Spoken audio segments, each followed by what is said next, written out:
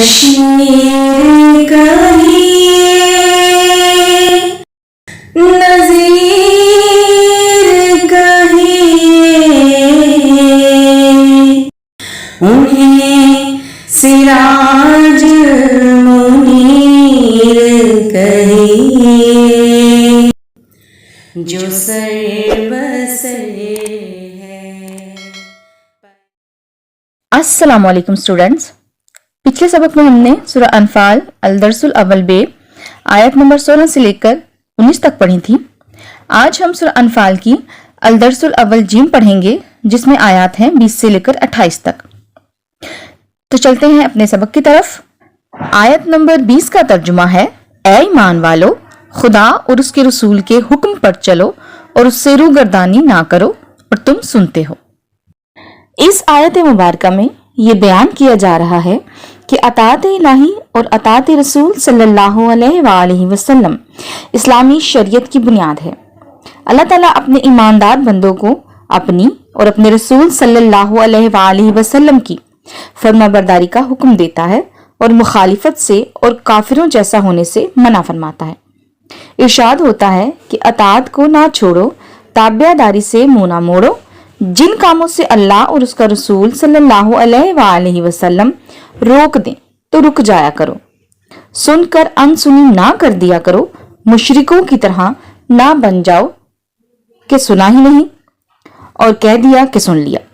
ना मुनाफिकों की तरह बनो कि बज़ाहिर मानने वाले दिखाई दो। आयत नंबर 21 का तर्जुमा है, और उन लोगों जैसे ना होना जो कहते हैं कि हमने हुक्म खुदा सुन लिया मगर हकीकत में नहीं सुनते। इस आयत मुबारका में सुनने के बारे में कहा गया है कि जो अल्लाह और उसके रसूल कहें उनको गौर से सुनो और उस पर अमल करो। अब सुनना दो तरह का है। एक है गौर से सुनना, जैसे उस्ताद की बात का सुनना, कोई काम करने के लिए काम करने का तरीका सीखने वाले की बात का सुनना, अमल करने के लिए रहबर की बात सुनना, यानी इरादे से सुनना, हमतन गोश होकर सुनना और अमल करने के इरादे से सुनना। सबक आमूजी के लिए सुनना, अपनी इस्लाह करने के इरादे से सुनना। ऐसा सुनना ही हकीकी मायनों में सुनना है। दूसरी किस्म का सुनना ऐसा है जिसे तवज्जो से ना सुना जाए, अमल करने के इरादे से ना सुना जाए, सिर्फ कीलो काल समझकर सुना जाए, एक कान से सुनकर दूसरे कान से निकाल दिया जाए, जिसे गोश होश से ना सुना जाए। हकीकी मायनों में ऐसा सुनना नहीं है। कुरान मजीद मोमिनों को पैगाम दे रहा है कि ए मोमिनों, अल्लाह ताला और उसके रसूल सल्लल्लाहु अलैहि वसल्लम की फरमाबरदारी करो, उसके पैगाम को गोश होश से सुनो और उस पर अमल करो, और इन मुनाफिकों की तरह ना हो जाओ जो कुरान मजीद और अल्लाह ताला के नबी सल्लल्लाहु अलैहि वसल्लम की बातें सुनते हैं मगर हकीकत में नहीं सुनते, यानी वो बातें सुनकर भी अनसुनी कर देते हैं। आयत नंबर 22 का तर्जुमा है, कुछ शक नहीं कि खुदा के नजदीक तमाम जानदारों से बदतर बहरे गूंगे हैं जो कुछ नहीं समझते। इस आयत मुबारका में शर्रत दवाब भी का मतलब है बेहतरीन जानदार, और जानदारों में इंसान, हैवान सब शामिल है। अलामा पानीपति ने लिखा है, बदतरीन जानवर यानी तमाम चलने रेंगने वाले जानवर या सिर्फ चौपाई। जानवर और इंसान में बुनियादी फर्क यह है कि इंसान को अल्लाह ताला ने बोलने और सोचने समझने की कुव्वतें अता फरमाई हुई हैं, जबकि हैवानात को इन कुव्वतों से बेबहरा रखा है। बहरे गूंगे लोग वो हैं जो तो बज़ाहिर सही सलामत हैं, जो सुनते बोलते और देखते हैं मगर वो पैगाम हक को सुनकर उस पर ईमान नहीं लाते। इनमें हकीकत को समझने का शऊर नहीं है। वो आंखें रखते हैं मगर पैगाम हक की रोशनी को देख नहीं सकते। उनके कान हैं जिनसे वो सुनते तो हैं मगर पैगाम हक को सुनकर उस पर ईमान नहीं लाते। इस तरह वो हकीकत में बहरे हैं। उनकी जुबानें हैं जिनसे वो कलाम करते हैं मगर पैगाम हक की तस्दीक जुबान से नहीं करते और ना ही उसकी तबलीग करते हैं। तो ये लोग हकीकत में गूंगे हैं। ऐसे लोग बदतरीन जानवर हैं जो लोग सुनने और बोलने की कुव्वतों से सही काम नहीं लेते। हक को समझने के लिए और हक की तबलीग के लिए उनसे इस्तिफादा नहीं करते। उनका शुमार इंसानों में नहीं किया जा सकता। उनकी शक्लें और सूरतें को इंसानों जैसी हैं لیکن حقیقت میں گونگے اور بہرے جانور ہیں، بلکہ ان سے بھی گئے گزرے ہیں، کیونکہ جانوروں کی یہ نعمتیں بخشی ہی نہیں گئیں تو وہ معذور ہیں، لیکن ان لوگوں کو ان گراں بہا صلاحیتوں سے بہرہ ور کیا گیا اور انہوں نے اس سے فائدہ نہیں اٹھایا۔ آیت نمبر 23 کا ترجمہ ہے، اور اگر خدا ان میں نیکی کا مادہ دیکھتا تو ان کو سننے کی توفیق بخشتا، اور اگر بغیر صلاحیت ہدایت کے سماعت دیتا تو وہ منہ پھیر کر بھاگ جاتے۔ اس آیت مبارکہ میں کفار کی فطرت کی طرف اشارہ کیا گیا ہے کہ اگر ان میں حق کو قبول کرنے کی صلاحیت ہوتی تو اللہ تعالیٰ انہیں کلام الہی کو سمجھنے اور اسے قبول کرنے کی توفیق ضرور دیتا، کیونکہ وہ کھلے عام اور دانستہ نافرمانی اور کفر کے مرتکب ہوئے ہیں۔ اس عمل نے ان کی اس صلاحیت کو تباہ کر دیا ہے، اس لیے اب کوئی فائدہ نہیں۔ ایسی صورت میں اگر وہ قرآن کی آیات سن بھی لیں اور سمجھ بھی لیں تب بھی وہ ان کو قبول نہیں کریں گے، بلکہ دشمنی کے باعث حق بات کو جاننے اور پہچانتے ہوئے بھی اس سے انکار کریں گے۔ آیت نمبر 24 کا ترجمہ ہے، مومنو، خدا اور اس کے رسول کا حکم قبول کرو، جبکہ رسول خدا تمہیں ایسے کاموں کے لیے بلاتے ہیں جو تم کو زندگی جاودہ بخشتا ہے، اور جان رکھو کہ خدا آدمی اور اس کے دل کے درمیان حائل ہو جاتا ہے، اور یہ بھی کہ تم سب اس کے روبرو جمع کیے جاؤ گے۔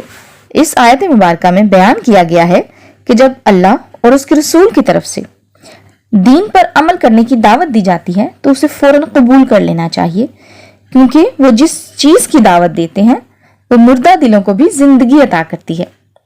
جو سنت رسول صلی اللہ علیہ وآلہ وسلم کی پیروی کرتے ہیں ان کو ہمیشہ باقی رہنے والی زندگی عطا کی جاتی ہے۔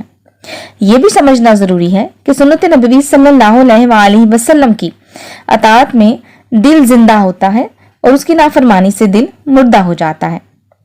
بس مومنین کی شان یہ ہے کہ خدا اور اس کے رسول کی پکار پر فوراً لبیک کہیں، اور جس وقت اور جہاں اور جس کام کے لیے وہ بلائیں تو اسے اپنے کاموں کو چھوڑ کر اس کی طرف توجہ دی جائے۔ اسی طرح مفسرین نے اس آیت کی مختلف تعویلیں بیان کی ہیں۔ ان میں سب سے مشکل بات اللہ تعالیٰ کا انسان اور اس کے دل کے درمیان حائل ہو جانے کا مفہوم ہے۔ علامہ پانی پتی تفسیر مظہری میں لکھتے ہیں کہ اللہ تعالیٰ دل کے اسرار یعنی رازوں سے اتنا واقف ہے کہ آدمی خود اپنے قلبی راز سے غافل ہو سکتا ہے، مگر اللہ تعالیٰ نا واقف نہیں ہے، لہذا اخلاص خاطر لازم ہے۔ یا مفہوم یہ ہے کہ اللہ تعالیٰ کی کامل قدرت اور انسان کے دل پر اللہ تعالیٰ کا پورا پورا قابو ہونے کی تصویر کشی کی گئی ہے، اور یہ بھی بتایا گیا ہے کہ اللہ تعالیٰ انسان کے عزم کو شکست دینے اور مقصد کو بدل دینے پر پورا قابو رکھتا ہے۔ اگر اللہ تعالیٰ انسان کی سعادت چاہتا ہے تو کفر و معصیت اور انسان کے درمیان حائل ہو جاتا ہے، یعنی کفر اور گناہ کے درمیان حائل ہو جاتا ہے۔ اس صورت میں انسان گناہ کی طرف نہیں بڑھ سکتا، اور اگر انسان کی بدبختی اس کو منظور ہوتی ہے تو ایمان و اطاعت اور قلب کے درمیان حائل ہو جاتا ہے۔ اس صورت میں آدمی ایمان و اطاعت کی طرف نہیں بڑھ سکتا، لہٰذا ہر وقت خاتمہ کا ڈر رکھنا اور اللہ تعالیٰ سے ہر وقت زاری التجا اور دعا کرتے رہنا چاہیے۔ حضرت انس بن مالک رضی اللہ تعالیٰ عنہ سے روایت ہے کہ رسول صلی اللہ علیہ وآلہ وسلم یہ دعا کثرت سے کیا کرتے تھے، اے دلوں کو پلٹنے والے، میرے دل کو اپنی طاقت پر جمائے رکھنا۔ صحابہ کرام رضی اللہ تعالیٰ عنہ نے عرض کیا، یا رسول اللہ، کیا آپ صلی اللہ علیہ وآلہ وسلم کو ہمارے متعلق یعنی آئندہ دین سے ٹوٹ جانے کا اندیشہ ہے؟ آپ صلی اللہ علیہ وسلم نے فرمایا، تمام دل اللہ تعالیٰ کی چٹکی میں ہیں، وہ جس طرح چاہتا ہے ان کو پلٹ دیتا ہے، یہی اس کا صحیح مفہوم ہے۔ حضرت ابن عمر رضی اللہ تعالیٰ عنہ کی مرفوع روایت ہے کہ تمام بنی آدم کے دل ایک دل کی طرح رحمان کی ایک چٹکی میں ہیں، وہ جس طرف چاہتا ہے پھیر دیتا ہے۔ پھر رسول کریم صلی اللہ علیہ وآلہ وسلم نے دعا کی، اے اللہ، اے دلوں کے پھیرنے والے، ہمارے دلوں کو اپنی اطاعت کی طرف پھیر دے۔ حضرت عمر رضی اللہ تعالیٰ عنہ بن خطاب رضی اللہ نے ایک لڑکے کو یہ دعا کرتے ہوئے سنا، اے اللہ، تو آدمی اور اس کے دل کے درمیان حائل ہو جاتا ہے، لہٰذا میرے اور میرے گناہوں کے درمیان حائل ہو جا۔ ताकि मैं कोई बुरा काम ना कर सकूं। हजरत उमर रज़ी अल्लाह तआला अन्हा ने फरमाया, अल्लाह ताला तुझ पर रहमत करे। सुभान अल्लाह। यही दुआ हमें अपने लिए भी मांगनी चाहिए और हमेशा अल्लाह ताला से इल्तिजा करनी चाहिए और अपने गुनाहों की माफ़ी मांगनी चाहिए। आयत नंबर 25 का तर्जुमा है, और उस फितने से डरो जो खुसूसियत के साथ उन्हीं लोगों पर वाक़या ना होगा जो तुम में गुनाहगार हैं, और जान रखो कि अल्लाह ताला सख्त अजाब देने वाला है।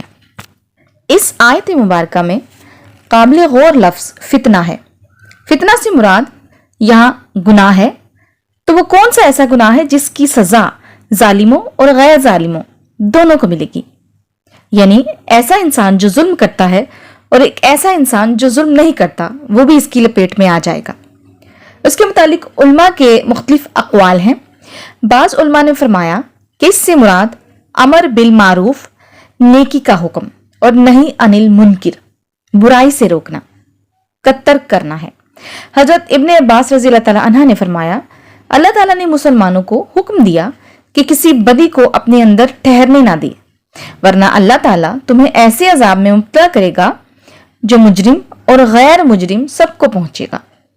हजरत अबू बकर सिद्दीक रज़ी अल्लाह तआला अन्हा ने फरमाया, मैंने रसूल सल्लल्लाहु अलैहि वसल्लम से सुना है कि आप सल्लल्लाहु अलैहि वसल्लम फरमा रहे थे कि अगर लोग जालिम को जुल्म करते देखें और बावजूद कुदरत रखने के उसकी गिरफ्त ना करें, तो बहुत मुमकिन है कि अल्लाह ताला अपनी तरफ से इन सब पर यकसा अजाब ले आएगा।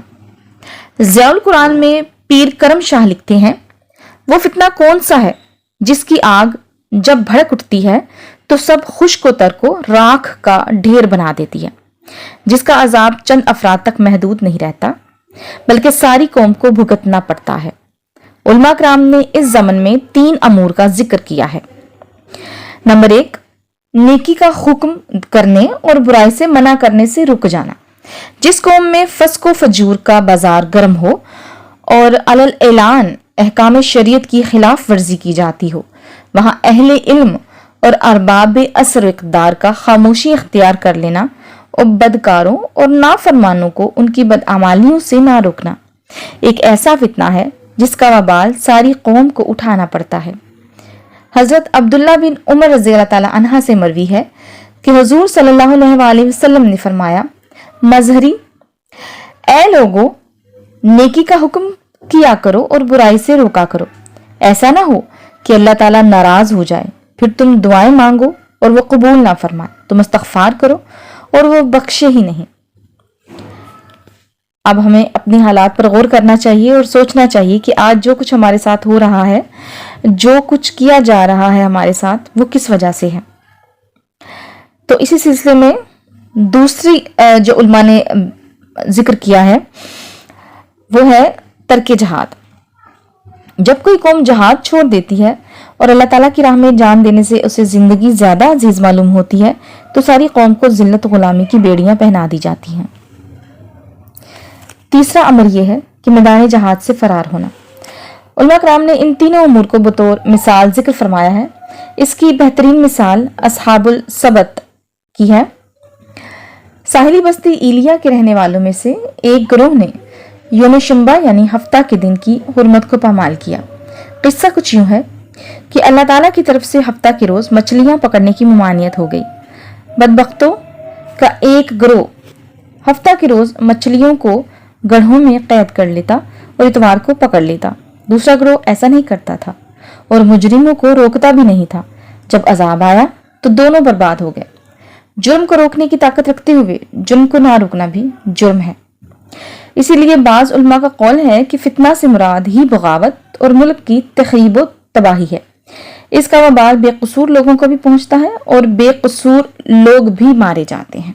आयत नंबर 26 का तर्जुमा है, और उस वक्त को याद करो जब तुम ज़मीन मक्का में कलील और ज़ईफ समझे जाते थे और डरते रहते थे कि लोग तुम्हें उड़ा ना ले जाएं, यानी बेजानो माल ना कर दें। तो उसने तुमको जगह दी और अपनी मदद से तुमको तक़वियत बख्शी और पकीज़ा चीज़ें खाने को दी ताकि उसका शुक्र अदा करो। इस आयत मुबारका में अल्लाह तबारक व तआला मुसलमानों को अपने एहसानात याद दिलाते हुए फरमाते हैं कि किस तरह से अल्लाह ताला ने मुसलमानों को कुफार मक्का के मुजालिम से निकालकर मदीना मुनव्वरा में पनाह दी। इस आयत में अल्लाह ताला मक्का में मुसलमानों की इब्तिदाई हालत की तरफ इशारा करते हैं जब उन्हें हर वक्त खतरा लाहक रहता था कि कुफार कहीं उन्हें मिटा न दें। तो अल्लाह ताला ने कुफार के मुजालिम से बचाकर मुसलमानों को मदीना मुनव्वरा में पनाह दी और एक तरकीब के साथ मुसलमानों को मक्का से निकालकर मदीना में पहुंचा दिया।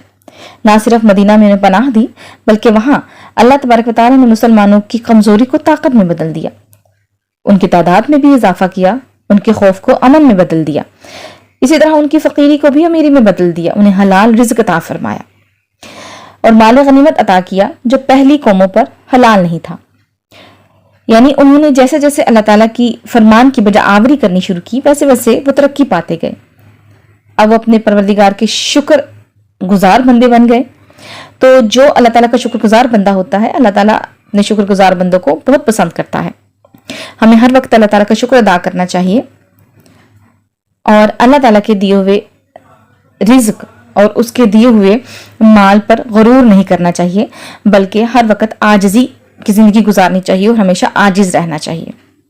आयत नंबर 27 का तर्जुमा है, ऐ ईमान वालो, ना तो खुदा और उसके रसूल सल्लल्लाहु अलैहि वसल्लम की अमानत में खयानत करो और ना अपनी अमानतों में खयानत करो और तुम इन बातों को जानते हो। इस आयत मुबारका में खयानत और अमानत का जिक्र किया गया है। खयानत के लग़वी मानी धोखा, बददयानती, बेईमानी वगैरह के हैं। इस्तिलाह में खयानत से मुराद पूरी की पूरी अमानत ना लौटाना, सारी खा जाना या उसमें कुछ कमी करके देना। क्योंकि खयानत का मसदर है खून, जिसका मायने है कम करना, इसलिए अमानत का मुतज़ाद खयानत है।